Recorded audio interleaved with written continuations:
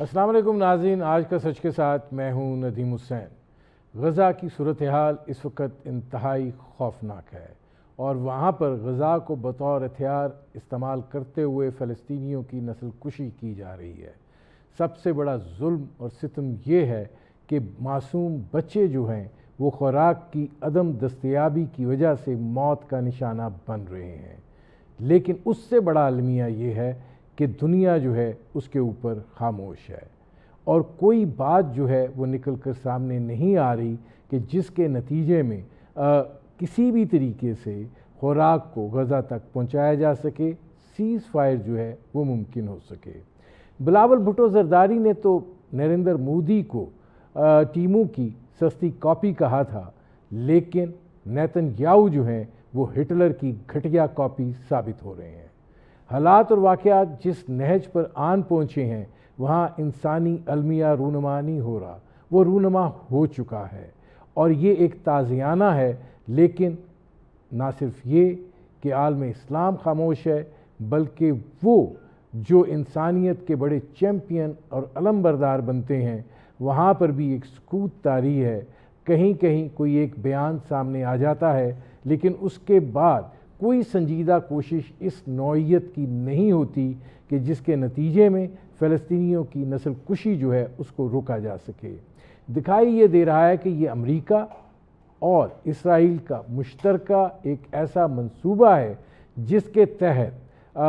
غزہ کی پٹی کو جو ہے وہ خالی کرایا جانا مقصود ہے۔ اس کے لیے چاہے بارود سے مارا جائے، چاہے خوراک کی قلت سے موت کے دھانے پر پہنچایا جائے اور بالآخر اس دنیا سے ان کو رخصت کر دیا جائے، یہ سب کچھ جو ہے ہر حربے اور ہر طریقے سے حاصل کیا جائے گا۔ یہی صورتحال اور یہی حالات جو ہیں وہ لگ رہے ہیں۔ کیا اس کا کوئی مستقبل ہے؟ جو بالواسطہ طور پر حماس اور اسرائیل کے مابین مذاکرات قطر میں ہو رہے تھے، ان کا بھی ابھی تک کوئی پیش رفت جو ہے وہ نہیں ہو پائی۔ وہ بھی ایک جسے کہتے ہیں کہ سٹینڈ سٹل کا شکار ہیں، اور خمیازہ جو ہے وہ فلسطین کے اور غزہ کے عوام جو ہیں وہ بھگت رہے ہیں۔ دوسری جانب اس وقت پاکستان اور امریکہ کے درمیان ایک نیا تعلقات کا موڑ آیا ہوا ہے۔ امریکہ کے صدر ڈونلڈ ٹرمپ جو ہیں کوئی دن نہیں جاتا کہ بھارت کے وزیر اعظم نریندر مودی جو ہیں ان کے لیے ہزیمت کا سماں پیدا کرتے ہیں۔ بار بار وہ اس چیز کو کہتے ہیں اور اب تو 2 درجن سے زائد مرتبہ کہہ چکے ہیں کہ انہوں نے پاکستان اور بھارت کی جنگ رکوائی۔ وہ بلکہ اب یہاں تک نہیں رکے، وہ یہ کہہ رہے ہیں کہ 5 طیارے جو ہیں وہ گرائے گئے، اور اس صورتحال کو لے کر بھارت کو ایک مشکل صورتحال کا سامنا ہے۔ لیکن دوسری جانب دکھائی ایسے دے رہا ہے کہ پاکستان اور امریکہ کے درمیان تعلقات جو ہے فیلڈ مارشل عاصم منیر امریکہ کے صدر ڈونلڈ ٹرمپ کے مابین ملاقات کے بعد بہتری کی جانب رواں دواں ہیں۔ اس وقت پاکستان کے نائب وزیر اعظم اور وزیر خارجہ اسحاق ڈار جو ہیں وہ امریکہ کے دورے پر ہیں۔ کل وہ امریکہ کے وزیر خارجہ مارکو روبیو سے ملاقات کریں گے، اور دکھائی ایسے دیتا ہے کہ کشمیر کا مسئلہ جو ہے وہ ایجنڈے پر اس کی سر فہرست ہوگا۔ ظاہر ہے پاکستان سندھ طاس معاہدے کے معطل کیے جانے کے حوالے سے بھی امریکہ سے بات کرے گا، اور کیا یہ ملاقات جو ہے گو کہ امریکہ یہ بات کہہ چکا ہے اور امریکی صدر یہ بات کہہ چکے ہیں کہ وہ پاکستان اور بھارت کے درمیان کشمیر کے مسئلے پر ثالث کا کردار ادا کرنے کے لیے تیار ہیں۔ کیا اس میں کوئی پیش رفت ہو سکتی ہے؟ اور اس وقت بھارت اور امریکہ کے جو تعلقات ہیں اس کے تناظر میں کیا بھارت جو ہے کسی ایسی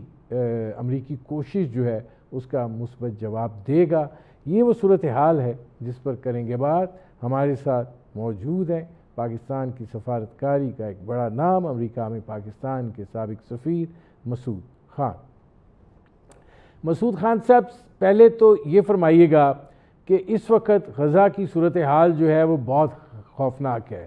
یہ نہیں کہا جا سکتا کہ وہاں پر ایک انسانی المیہ رونما ہونے کو ہے، وہ المیہ جو ہے وہ رونما ہو چکا ہے۔ اور کیا آپ کو یہ نہیں لگتا کہ یہ جو کچھ ہو رہا ہے یہ امریکہ اور اسرائیل دونوں کی باہمی رضامندی سے ہو رہا ہے، اور امریکہ جو غزہ کے حوالے سے پلان رکھتا ہے اور وہ ایک سے زائد مرتبہ یہ بات کہی گئی کہ اسرائیل غزہ خالی کرا کے امریکہ کے حوالے کرے گا،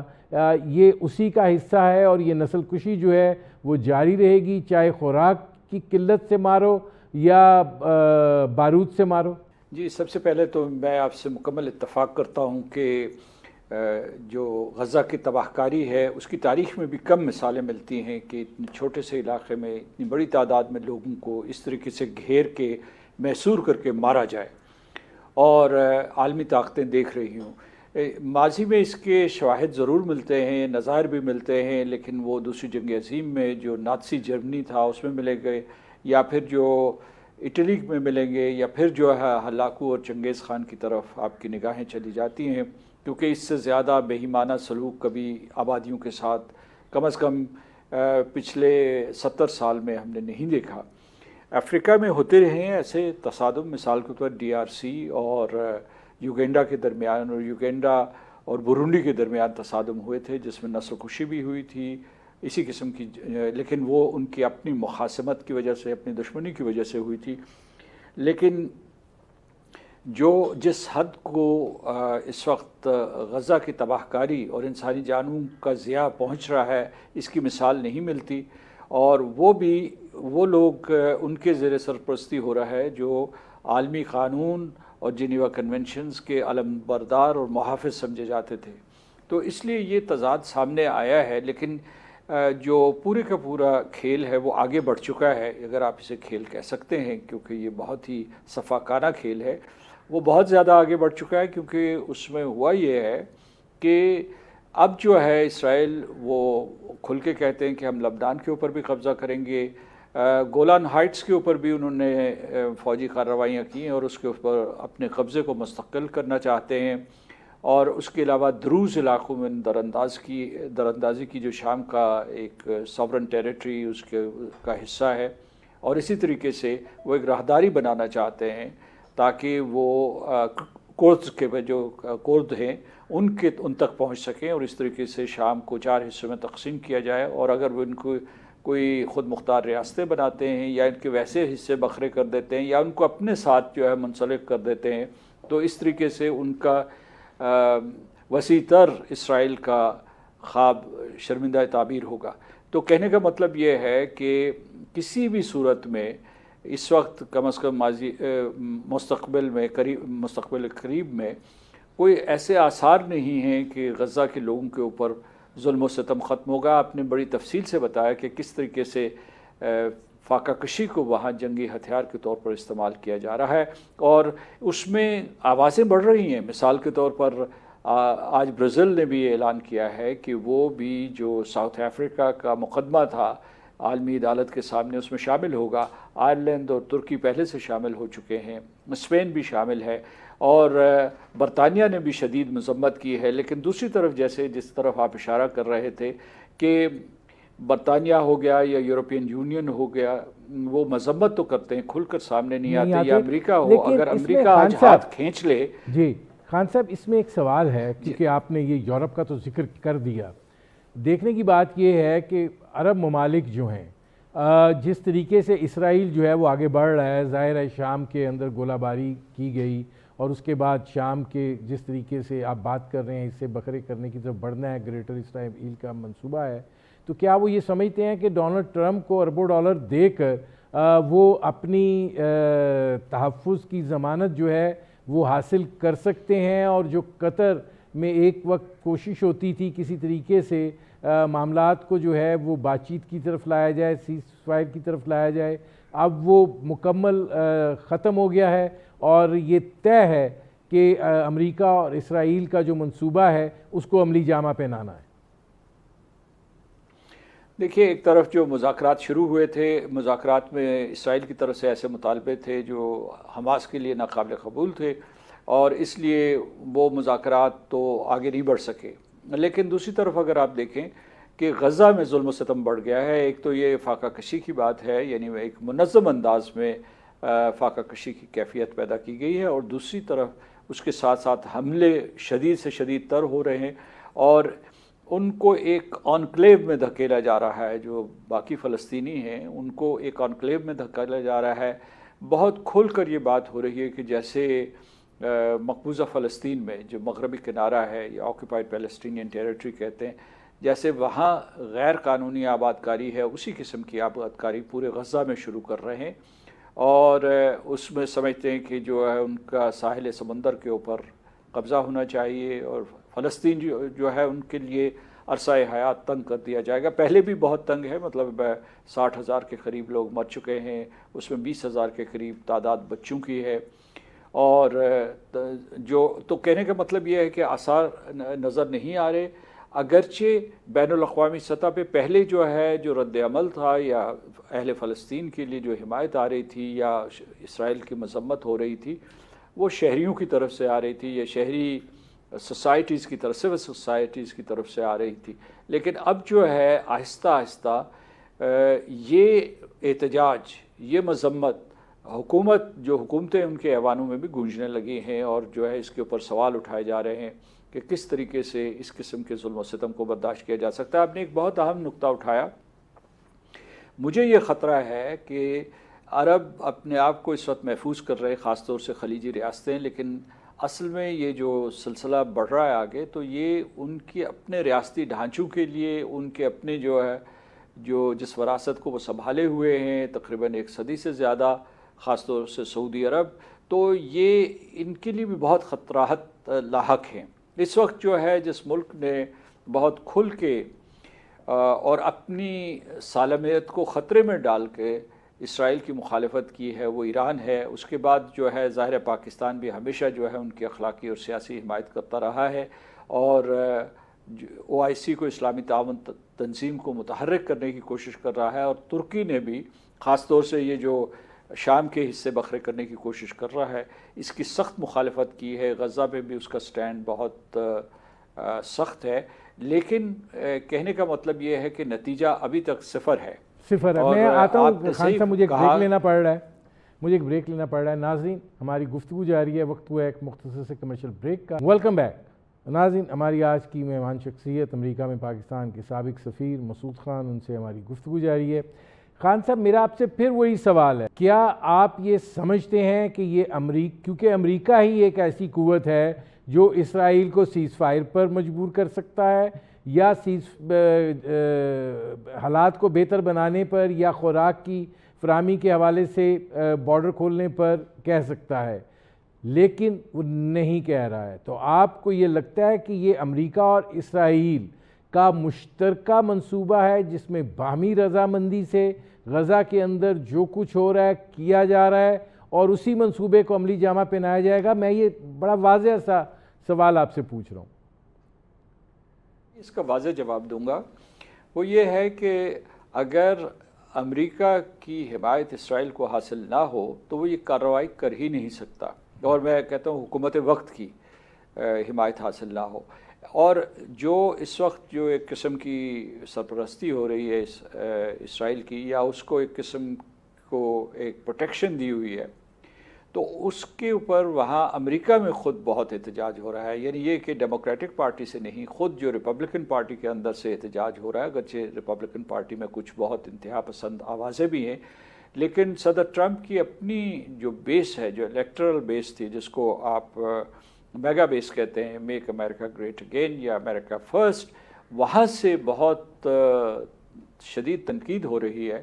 کہ اسرائیل کی اس طریقے سے پشت پناہی نہیں کرنی چاہیے۔ تو امریکہ میں خود اس کے بارے میں جو سوال آپ نے پوچھا ہے، وہ امریکہ کے اندر بھی ان کے شہری، ان کی 2 بڑی سیاسی جماعتیں، ان کے جو اخبارات یہ سوالات اٹھا رہے ہیں، تو یہ جو ہے ایسے لگتا ہے کہ یہ حمایت تو جاری ہے۔ ایک چیز، ایک اور نقطہ میں آپ کو بتانا چاہتا ہوں کہ ایک تو اسرائیل کا وہاں بہت اثر و رسوخ ہے امریکہ میں، یعنی یوں سمجھیے کہ وہ فیصلہ سازی پہ اثر انداز ہوتا ہے۔ امریکہ میں ان کی جو پینیٹریشن ہے وہ بہت گہری ہے، اور اب کچھ لوگوں نے سوشل میڈیا کی وجہ سے جو ہے کچھ آوازیں بلند کرنا شروع کر دی ہیں، بلکہ پہلے تو کسی کی ہمت نہیں ہوتی تھی کہ ان سے اس قسم کے سوالات اٹھا سکے، یا امریکی حکومت سے ان کے اس قسم کے سوالات اٹھا جاتے، کیونکہ ان کے کریئر ہی ختم ہو جاتے تھے۔ لیکن ابھی جو ہے تھوڑا سا ایک انقلاب آیا ہے کہ اس قسم کے سوالات اٹھائے جا رہے ہیں، اور ان کا یہ بھی وہ یہ کہ اسرائیل دشمن نہیں جو یہ آوازیں اٹھا رہے ہیں، وہ یہ کہہ رہے ہیں کہ خود اسرائیل کے لیے اس قسم کا طرز عمل، اس قسم کا جنگجوانہ طرز عمل، یہ اسرائیل کے لیے بھی نقصان دہ ہے، کیونکہ اگر اس کی بقا کا سوال ہے، اس نے بقائے باہمی کے ساتھ رہنا ہے اہل عرب کے ساتھ، تو جس قسم کے جنگی جرائم کا ارتکاب ہو رہا ہے اس کے لیے بھی یہاں پنپنا مشکل ہو جائے گا۔ تو یہ صحیح صورتحال ہے۔ اور ایک اور نقطے کا میں اضافہ کرنا چاہتا ہوں کہ امریکہ کا جو ملٹری انڈسٹریل کمپلیکس ہے وہ اتنا مضبوط ہے کہ حکومتیں آتی جاتی رہتی ہیں لیکن حکمرانی انہی کی ہوتی ہے، اور ان کی رضا کہ بھئی یہ اصل میں یہ سلسلہ دوسری جنگ عظیم میں شروع ہوا تھا اور وہ کسی نہ کسی صورت میں آج تک برقرار ہے، جاری ہے۔ اور اچھا جی خان صاحب یہ فرمائیے گا، آپ ذرا آگے بڑھتے ہیں کہ یہ جو اچانک پاکستان کے ساتھ امریکہ کی ایک بڑی جسے کہتے ہیں کہ پیار و محبت بڑھا ہے، یہ اچانک ہے، اس کے پیچھے عوامل ہیں یا اس کے لیے کوئی آگے کی کوئی ایسی پیش بندی ہے جس کے لیے امریکہ پاکستان کا تعاون چاہتا ہے؟ دیکھیے، میں پچھلے سال تک امریکہ میں پاکستان کا سفیر تھا، اور جب میں 2022 میں وہاں گیا تھا تو اس کے بعد ہم نے مسلسل کوشش کی کہ غلط فہمیاں دور کی جائیں اور پاکستان اور امریکہ کے تعلقات مضبوط ہوں، اور ہمیں کسی قدر کامیابی حاصل ہوئی، کیونکہ یہ ایک سنہری موقع تھا ہندوستانی لابی کے لیے، اور جو امریکہ میں پاکستان مخالف قوتیں تھی کہ کسی طریقے سے پاکستان اور امریکہ کے درمیان خلیج کو زیادہ وسیع کیا جائے اور ان کو قریب نہ آنے دیا جائے۔ لیکن اس کے بعد ہمیں وہاں کئی کامیابیاں ہوئیں۔ بحیثیت سفیر یعنی سابق سفیر مجھے بیحد خوشی ہے کہ ہمارے تعلقات میں یہ بہتری آئی ہے اور ایک نئی توانائی آئی ہے، اور ایک ایسے دور میں آئی ہے جس کے بارے میں بہت سے خدشات پائے جاتے تھے۔ یہ سوچا جاتا تھا کہ جب صدر ٹرمپ آئیں گے تو شاید وہ سخت تر پالیسی اختیار کریں گے پاکستان کے معاملے میں، کیونکہ 2018 میں انہوں نے ہماری عسکری اور معاشی مدد یکلخت بند کر دی تھی، اور وہ اس وقت جو ہے بہت ایک معاندانہ قدم تھا، اور اس میں جو ہے اس کے پیچھے بعد میں ثابت بھی ہوا۔ نکی ہیلی نے یہ کہا بھی، اس نے اس باقاعدہ پبلک اپنی سٹیٹمنٹس میں کہا کہ اس میں جو ہندوستانی لابی تھی اس کا بہت بڑا ہاتھ تھا، انہوں نے کان بھرے تھے صدر ٹرمپ کے۔ اور اس مرتبہ تو یہ تھا کہ جو امریکی انتظامیہ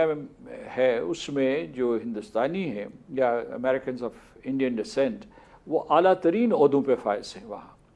تو اس لیے یہ خدشہ تھا کہ ہمارے تعلقات بگڑیں گے۔ لیکن دیکھیے کہ کیسے حالات بدلے ہیں، اور نہ صرف یہ کہ ہمارے تعلقات، ان کے آثار تھے۔ مثال کے طور پر اس سال کے شروع میں صدر ٹرمپ کے آنے کے تھوڑے عرصے کے بعد انہوں نے ہمارے جو سسٹینمنٹ پیکیج 2 تھا F-16 کے لیے اسے واگزار کیا۔ وہ تقریباً اس کی مالیت، مجموعی مالیت جو ہے $397 ملین تھی۔ تو یہ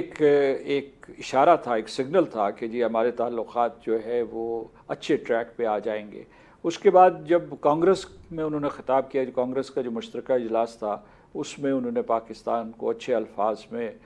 شکریہ ادا کیا، اور پھر جو ہے میں آپ کو یہ بتا رہا ہوں کہ پس پردہ رابطے ہوئے، اور یہ رابطے بہت اہم تھے، یعنی صرف دہشت گردی کے خاتمے کے حوالے سے بھی نہیں بلکہ دو طرفہ تعلقات کو بڑھانے کے سلسلے میں۔ تو انہیں ایک دم احساس ہوا کہ پاکستان کے ساتھ تعلقات بہتر ہونے چاہیے امریکہ کو بھی، اور پاکستان کے نقطہ نظر کو وہاں سمجھا گیا۔ اس میں کچھ لوگوں نے جو بہت کلیدی کردار ادا کیا ہے، یعنی یہ ایسے حادثاتی طور پر نہیں ہو گیا یا امریکہ ایسے ایک دم دوبارہ سے پاکستان کی محبت میں گرفتار نہیں ہوا۔ تو یہ جو عوامل ہیں، اب جو آپ نے ذکر کیا تھا کہ فیلڈ مارشل عاصم منیر صاحب سے ایک بہت ہی بے مثال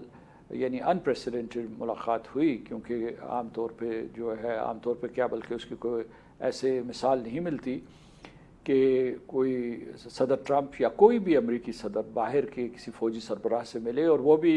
یعنی مطلب یہ ہے کہ خاص انداز میں وائٹ ہاؤس میں ان کو دعوت دے کے ملے، اور اس کے بعد جو میٹنگ تھی اس کا دورانیہ بھی کوئی 2 گھنٹے تک رہا تھا۔ امریکہ میں یہ چیزیں بہت اہم ہوتی ہیں۔ تو اس میں جو ایجنڈا سامنے آیا وہ بہت اہم تھا. مثال کے طور پر وہ صرف یہ ہے کہ ایک تو اس سے پہلے ہی امریکہ ایک بہت کلیدی کردار ادا کر چکا تھا. اس نے ہندوستان اور پاکستان کے درمیان مئی کی جنگ بند کروائی. اس کے بعد اس نے جو صدر ٹرمپ نے بیانات دیے ان میں انہوں نے کہا کہ وہ تجارت کے اوپر توجہ دیں دونوں ممالک، اور امریکہ ان کا ہاتھ بٹائے گا.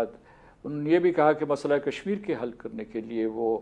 مدد کریں گے. بڑے بیانات تھے یہ، اور ہم نے شکریہ ادا کیا ہندوستان کا، نہیں امریکہ کا، اور ہندوستان نے ان کے ساتھ بڑے بدلحاظ انداز میں جو ہے بہت بدتمیزی کا مظاہرہ کیا. یعنی مطلب یہ ہے کہ اگر ان کے لیڈرز جو ہے انہوں نے ان کو کانٹراڈکٹ نہیں کیا تو انہوں نے جو ان کے اپنے گماشتے تھے خاص طور سے ذرائع ابلاغ میں ان کے ذریعے امریکہ کے خلاف بہت ہرزہ سرائی کی. یہ پورا پس منظر میں اس لیے آپ کو بتا رہا ہوں. نہیں خان صاحب یہ تسلسل تو سامنے ہے، لیکن اس میں اب ایک سوال پیدا ہوتا ہے کہ ٹھیک ہے یہ سب کچھ ہو گیا، لیکن امریکہ میں بڑی اسٹریٹ فارورڈ ایک چیز ہے، اور وہ یہ ہے کہ دیر از نو فری لنچ. اور ٹرمپ نے یہ ثابت کیا ہے کہ وہ صرف اپنے مفادات کے ہیں، اور اب تو انہوں نے بڑا واضح نعرہ لگا دیا ہے امریکہ فرسٹ. وہ کیا آپ کو لگتا ہے، میں یہ جاننا چاہتا ہوں کہ وہ کیا مفادات ہیں یا کیا وہ مستقبل کے حوالے سے صورتحال ہے جو ان کو پاکستان کے قریب لائی ہے؟ دیکھیے، ایک تو یہ اصول سمجھ لیجئے جو بین الریاستی اور بین الاقوامی تعلقات ہوتے ہیں، دو طرفہ تعلقات میں بالخصوص، کہ کوئی بھی ملک جو ہے گھاٹے کا سودا نہیں کرتا. اگر امریکہ جو ہے وہ اپنا مفاد دیکھ رہا ہوگا تو پاکستان بھی ان کے پاس اس لیے جا کے بیٹھا ہوگا کہ اسے بھی اس ریلیشن شپ میں کوئی اپنا مفاد نظر آ رہا ہوگا. یہ تو اس کو کہتے ہیں باہمی مفاد یا میوچول بینیفٹ. تو لوگ عام طور پہ یہ غلطی غلطی کر بیٹھتے ہیں. وہ یہ کہتے ہیں کہ جناب ایک ملک ٹرانزیکشنل ہے، دوسرا ملک جو ہے وہ ٹرانزیکشنل نہیں ہے. تمام ممالک جو ہے وہ ٹرانزیکشنل ہوتے ہیں، اور انسانوں کے رشتے ناطے ہوں یا اقوام کے درمیان ہوں اس میں جو ہے ٹرانزیکشن ہوتی ہے. تو اس وقت جو ہے مشترکہ مفاد ہے دونوں ممالک کا، اور اسی لیے میں آپ کو بتاتا ہوں کیا مشترکہ مفادات. ایک تو یہ ہے کہ عسکری سطح پہ ہمارے تعلقات بہتر ہوں گے. دونوں جو ہے ممالک جو ہے دہشت گردی کے خلاف ایک مرتبہ پھر کوشش کریں گے. اس میں انٹیلیجنس ٹو انٹیلیجنس کوآپریشن ہوگی، ملٹری ٹو ملٹری کوآپریشن ہوگی. اس سے آگے بڑھیے کہ ہمارا جو معاشی سفیر ہے اس میں کرپٹو کرنسی آ گئی ہے، تجارتی اور معاشی تعلقات آ گئے ہیں، اور اس کے بعد جو ہے امریکہ پاکستان کی منڈی میں، پاکستان کی معیشت میں سرمایہ کاری کرنے کے لیے تیار ہے. اس کی خاص دلچسپی جو ہے وہ حساس معدنیات میں ہے جس کو کرٹیکل منرلز کہہ سکتے ہیں، بالخصوص لیتھیم میں ہے. اس کے بعد ریئر ارتھ ایلیمنٹس ہیں، کاپر ہے، اور بھی کئی ہیں. تو اس میں اس نے سرمایہ کاری کے بارے میں دلچسپی کا اظہار کیا ہے. پھر جو ہے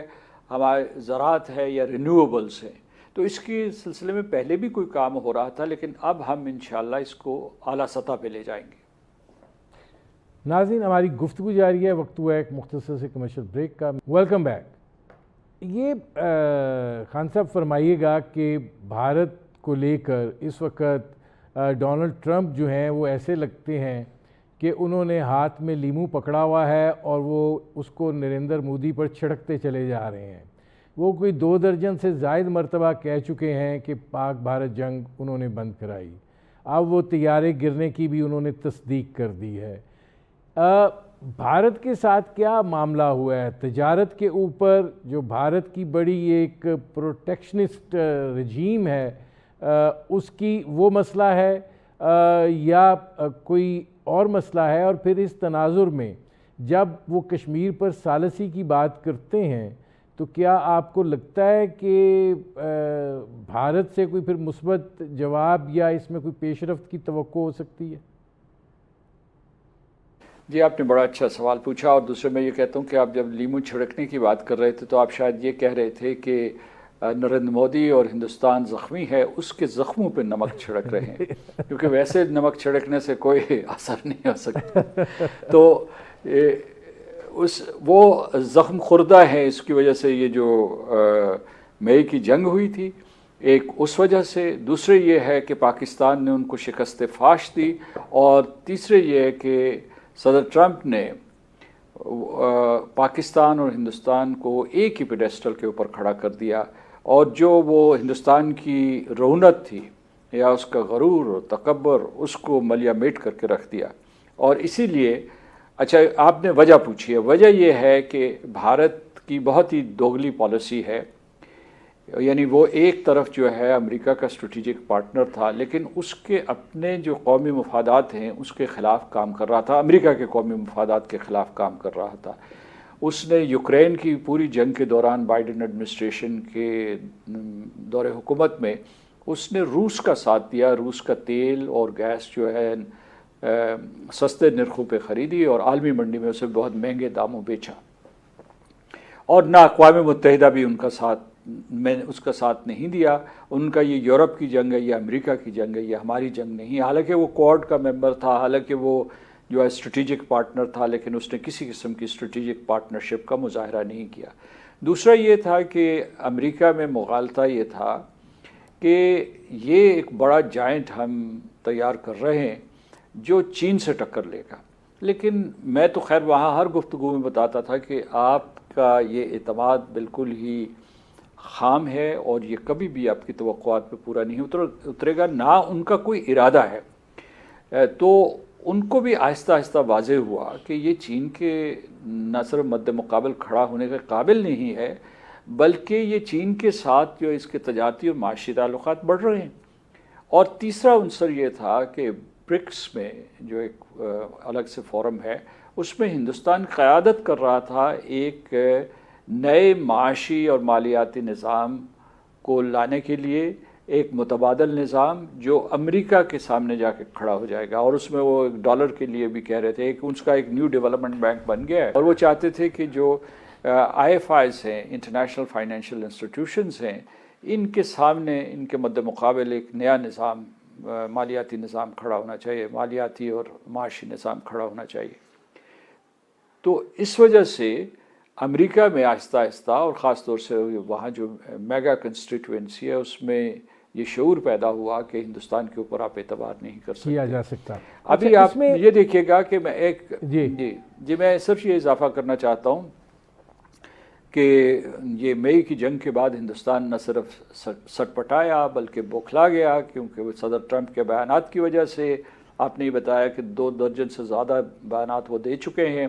پاکستان کے لیے موسیقی ہے، ان کے لیے جو ہے یہ ایک قسم کا آگ ہے جس میں وہ بھسم ہو رہے ہیں ہندوستان کے قائدین۔ تو وہ بھاگم بھاگ جو ان کے جے شنکر ہیں، ان کے وزیر خارجہ، بھاگم بھاگ چین گئے ہیں، اور وہاں تقریباً انہوں نے معافی مانگی ہے ان سے جو ان کے پرانے گناہ تھے، اور اس کے علاوہ یہ پناہ مانگی ہے، اور وہاں جو انہوں نے بیانات دیے ہیں، یعنی جو صرف ہندوستان نے، چین نے بھی ان کو اکاموڈیٹ کیا ہے کہ یہ دونوں ممالک ایک دوسرے کے رقیب نہیں ہیں، بلکہ یہ ایشیا کی 2 عظیم قوتیں ہیں، اور یہ جو ہے یہ مل جل کے کام کریں گی۔ اور انہوں نے بہت سگنیفیکنٹلی یہ کہا کہ جو ہے کہ یہ دونوں ممالک ایک دوسرے کے ساتھ تعاون کریں گے، اور کسی تیسرے ملک کو، جس کا اشارہ امریکہ کی طرف تھا، کہ اس کو یہ اجازت نہیں دیں گے کہ ان کے درمیان کسی قسم کی رخنہ اندازی کرے۔ تو آپ اس سے پورے کا پورا، اور اس میں ہندوستان نے امریکہ کو یہ سگنل دیا ہے کہ ہمارے پاس اور آپشنز بھی موجود ہیں۔ لیکن اب دیکھیے مسعود خان صاحب، گزارش یہ ہے کہ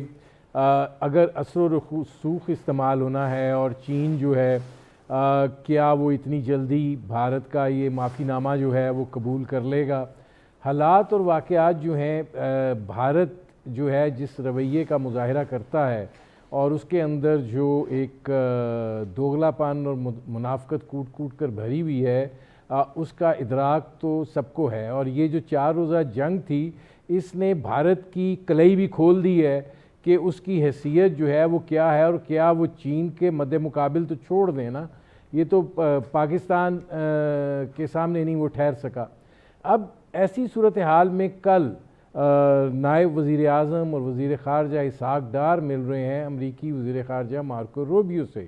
اور بات ہو رہی ہے باہمی تعلقات اور مسئلہ کشمیر سر فہرست ہوگا۔ اب آپ کیا دیکھتے ہیں کہ کیا امریکہ کی اس طرح بھارت پر کوئی سیر رہ جائے گی کہ وہ ان دونوں ممالک کو جو ہے وہ مذاکرات کی میز پر بٹھا سکے؟ میرا خیال ہے کہ اس کا سکوپ ذرا محدود سا ہے، لیکن پاکستان کے اوپر فرض عائد ہوتا ہے کہ وہ امریکہ سے پوچھے کہ صدر ٹرمپ نے جو بیانات کشمیر کے حوالے سے دیے تھے یا سہولت کاری یا ثالثی کے حوالے سے دیے تھے، اس کے اوپر کسی قسم کا فالو اپ ہوگا یا نہیں ہوگا، اور اگر ہوگا تو اس کی کیا صورت ہوگی، اور کیا وہ ہندوستان کو آمادہ کر لے گا، کیونکہ ہندوستان اس وقت اس پورے معاملے سے راہ فرار اختیار کرنا چاہتا ہے اور اس معاملے میں وہ امریکہ سے زیادہ فاصلہ بڑھانا چاہتا ہے۔ لیکن امریکہ کا ابھی بھی اثر و رسوخ موجود ہے، اور ہندوستان کے ساتھ اس کا اثر و رسوخ ہے، وہ اسے استعمال کر سکتا ہے۔ اور پھر جو ہے آپ کو پتہ ہوگا کہ 2019 میں بھی اس قسم کی صدر ٹرمپ نے پیشکش کی تھی، لیکن وہ ناکام ہو گئی تھی۔ یہاں کشمیریوں کا حوصلہ بڑا تھا، اہل پاکستان کا حوصلہ بڑا تھا، لیکن وہ جو ہے میڈیشن آگے نہیں چل سکی۔ ابھی دیکھنا یہ ہوگا کہ کیا اس میڈیشن میں کوئی جان ہے۔ اس میں یہ ہے کہ مارکو روبیو جو ہے انہوں نے بھی اس کو ایک آنرشپ دی تھی اس پورے کے، نہ صرف صدر ٹرمپ بلکہ جو پورے کے پورے دفتر خارجہ جو ان کا اسٹیٹ ڈپارٹمنٹ ہے، اس نے بھی کہا تھا کہ اس نے بارہا بیانات دیے ہیں کہ مسئلہ کشمیر ابھی میز پہ موجود ہے، ایجنڈے میں موجود ہے، اور ظاہر ہے کہ یہ زیر بحث آئے گا۔ لیکن اس کے ساتھ جیسے کہ آپ نے اپنے تعارفی جملوں میں یہ کہا تھا کہ جو ہندوستان نے ہمارے اوپر آبی جارحیت کی گئی ہے اس کے بارے میں بھی گفتگو ہوگی، لیکن میرا خیال ہے کہ اس سے آگے بڑھ کر ان دو موضوعات کے اوپر تو گفتگو ہوگی، لیکن اس کے بعد جو ہمارے اسٹریٹجک سیاسی اور معاشی تعلقات ہیں یا ان کی کیا ٹریجیکٹری ہو سکتی ہے، ان کے کیا خد و خال ہو سکتے ہیں مستقبل میں، تاکہ ہم اس پوری